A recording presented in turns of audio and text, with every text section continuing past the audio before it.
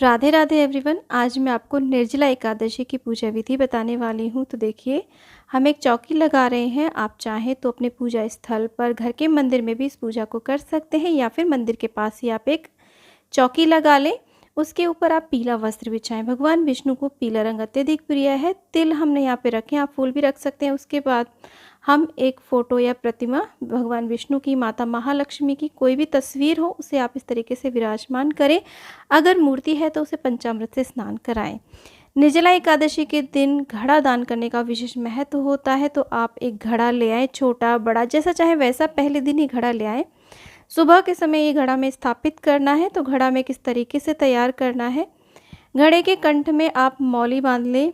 इस तरीके से मौली यानी कि कलावा बांध करके ये दान में दिया जाएगा। इसकी एक विशेष विधि होती है। ये घड़ा चाहे तो आप एकादशी वाले दिन भी दान कर सकते हैं, या फिर अगले दिन जब आप पारण करेंगे उससे पहले आप, जो हम दान दक्षिणा निकालते हैं ना, उस समय भी आप इसे दान कर सकते हैं। तो कंठ में मौली बांध करके इस घड़े को जल से भर करके ही दान में दिया जाता है। घड़ा आप चेक करके लेकर के आएँ।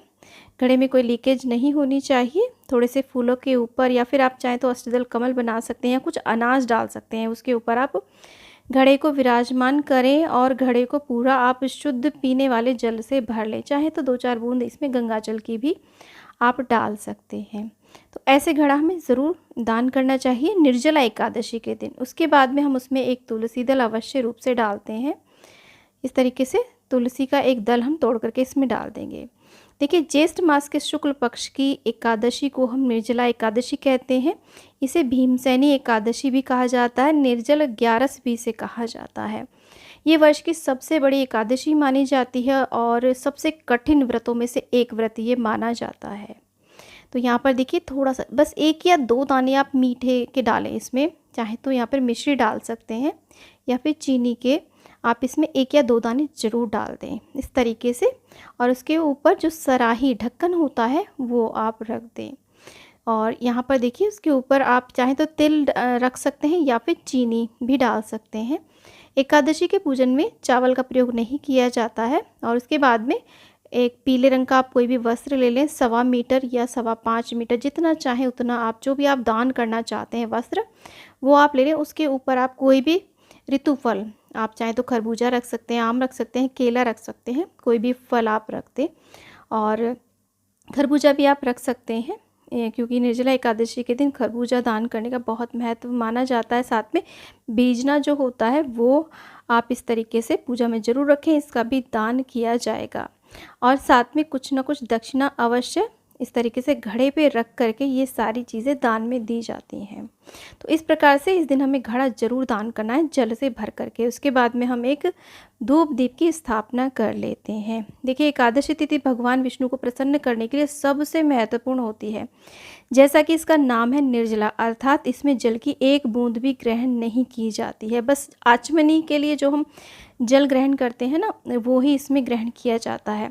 जल का छींटा देकर के सभी को स्नान का भाव हम करा देंगे। अपने ऊपर भी जल का छींटा लेंगे, शुद्धिकरण कर लेंगे, और सुबह के समय हम संकल्प लेंगे कि हम किस प्रकार का व्रत करेंगे। देखिए, ये मुख्य रूप से जो लोग बिल्कुल स्वस्थ हैं उन्हें निर्जल करना चाहिए। लेकिन अगर आपका स्वास्थ्य साथ नहीं देता है, किसी भी प्रकार की कोई समस्या है, प्रेग्नेंट हैं, तो आप निर्जल ये व्रत बिल्कुल भी ना करें। अपनी जिम्मेदारी पर ही आप इस व्रत को करें। चंदन से हम सभी को टीका कर देंगे, और जो हमने घड़ा स्थापित किया है ना, उसके पास भी हम इस तरीके से देखिए स्वास्तिक बना देंगे। स्वास्तिक बहुत ही शुभ चिन्ह माना जाता है हमारे सनातन धर्म में। और अक्षत की जगह पर हम यहाँ पर तिल ही अर्पित करेंगे। सभी को हम तिल इस प्रकार से अर्पित कर देंगे। वस्त्र रूपी कलावा आप अर्पित कर दें, मौली आदि अर्पित कर दें। यहाँ पर चाहे तो जो भी वस्त्र आप दान में निकालें वो भी साइड में आप रख सकते हैं। और यहाँ पर लक्ष्मी मैया को हमने यहाँ पर देखिए सिंदूर से तिलक किया है। आप खुद को भी सिंदूर से तिलक कर लें जब आप पूजन कर रहे हैं।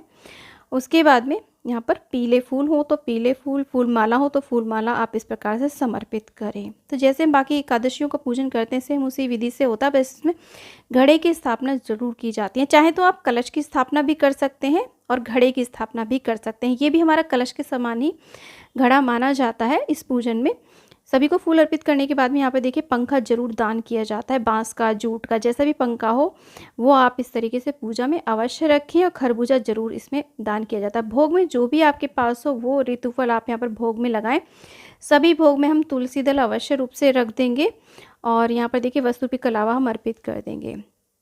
तो देखिए इस दिन जल भी ग्रहण नहीं करते हैं, फलाहार भी नहीं किया जाता। एकादशी का व्रत अगर हम इस एकादशी का व्रत करते हैं ना निर्जल, तो हमें वर्ष की सारी एकादशी के व्रत करने का पुण्य प्राप्त हो जाता है। यानी कि जैसे कि 24 होती हैं एक वर्ष में या फिर कभी कभी 26 भी होती है, उन सब एकादशियों का पुण्य फल यदि हमें चाहिए तो हमें ये व्रत निर्जल करना चाहिए। उसके बाद में जल का हम भोग लगा देंगे, इसके अंदर भी हम तुलसी दल डाल देंगे, सारे भोग में हम तुलसी दल डाल देंगे। देखिए भीम जी ने भी इस व्रत को किया था, इसीलिए इसे भीमसेनी एकादशी कहा जाता है।